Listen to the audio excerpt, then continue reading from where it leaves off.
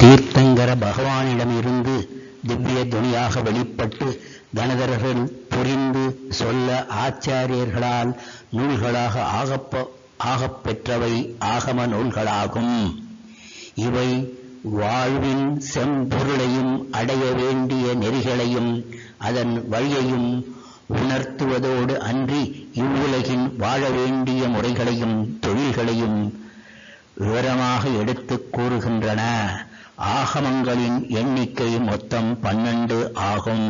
12 ஆகமங்களாவன: 1 ஆச்சாரங்கம், 2 சூத்ரா கிருதாங்கம், 3 ஸ்தானாங்கம், 4 சமயவாங்கம், 5 வியாப்ரஞ்சபதி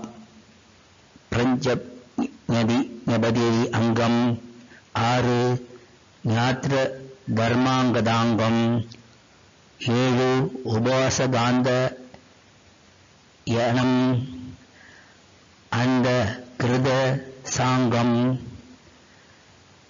அனுத்தரோபாதி கதசாங்கம், பிரச்சன வியாக்கரணாங்கம், 11 வியாபக சூத்ராங்கம், 12 திருஷ்டிவாங்கதாங்கம்.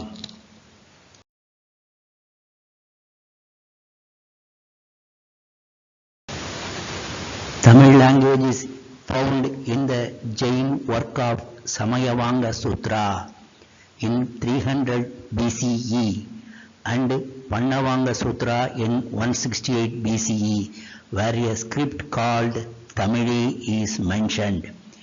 In Buddhist work Relida Istara, translated into Chinese in 308 CE, a script called Dravida Lipi is mentioned according to Kamil Swalbeli. Tamili and Dravida Lipi are synonymous for Tamil writing. அந்த 18 மொழிகளாவன: 1 பம்மி, 2 யவனாளி, 3 துசபுரியா, 4 கரோத்தி, 5 புத்தர ரசரியா, 6 பாகவையா, 7 பஹாரையா, 8 உப அமிதா ரிக்கியா, 9 அக்காயபித்தியா, 10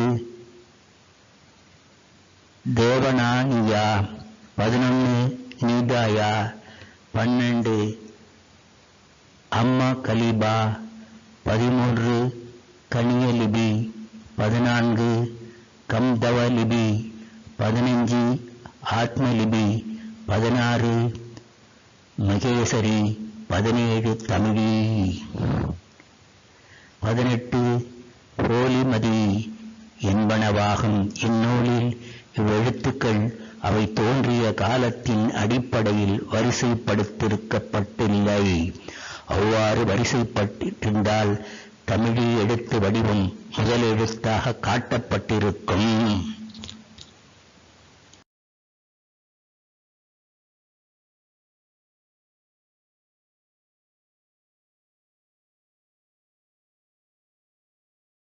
நிகண்டன், கலைக்கோட்டு தண்டனார், உலோச்சனார் போன்ற புலவர் பெருமக்கள் சமணர்கள் என்பதை அவர்களின் பெயர்களே எடுத்துக் காட்டுகின்றன. பற்றற்றவர் என்ற பொருள் தரும் நிகந்தர் என்ற சொல் சமணக் கடவுளை குறிக்கும் என்பதை முன்னரே பார்த்துள்ளோம். நிகந்தர் என்பதன் திரிபே நிகண்டன், கலைக்கோட்டு தண்டனார் என்ற பெயரின் முதல் சொல் ஆகும். இப்புலவர் பாடிய பாடல் நற்றிணையில் காணப்படுகின்றன. உலோச்சனார் என்பதும் சமணப் பெயரே ஆகும். உலோச்சனார் சமண முனிவருக்குரிய ஒழுக்கங்கள் 7ல் ஒன்றான லோசம் என்பது மயிர் களைதல் என்பதாகும். சமணர் துறவு மேற்கொள்ளுவதற்கு முன் தீட்சை பெறுவர். அப்போது தலைமுடியை கையினால் களைவது அவர்தம் நெறிமுறை. அதனை செய்யும்போது உண்ணா நோன்பிருந்து செய்வது அவர்தம் வழக்கம். இச்செயல் உடல் துன்பத்தை தாங்கும் ஆற்றலையும் மன திட்பத்தையும் காட்டுகிறது. அத்துடன் ஒருவருக்கு உடல் மீதான பற்றின்மையைக் காட்டவும் மேற்கொள்ளப்படுகிறது. லோச்சு என்ற இச்சடத்தின் பெயர் உலோச்சு எனவாகி உலோச்சனார் என்று வழங்கப்பட்டிருக்கலாம். ஆதலின் இவர் சமணத் துறவி என்பது புலனாகிறது. இவர் பாடிய பாடல்கள் நற்றிணை, அகநானூறு, புறநானூறு, குறுந்தொகை ஆகிய 8 தொகை நூல்களில் இடம் பெற்றுள்ளன. உலோச்சனார் பாடிய பாடல்களில் பல நெய்தல் திணையைப் பற்றியதாக உள்ளன. பரதவர்களைப் பற்றிய செய்திகள் கூறப்பட்டுள்ளதால் இவர் பரதவராக இருக்கலாம் என்று கூறுகிறார்கள்.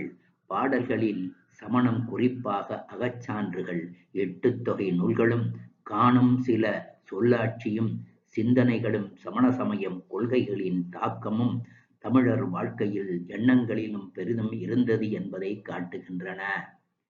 இந்திரர் என்னும் சொல் இந்திரர் அமிழ்தம்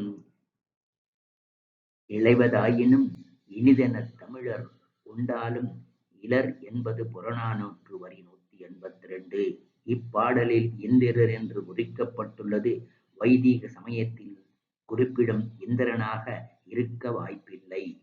ஏனென்றால் இந்திரன் அல்லது தேவேந்திரன் என்று ஒருமையில் குறிப்பிடும் வழக்கம்தான் வைதீக சமயத்தில் உண்டு.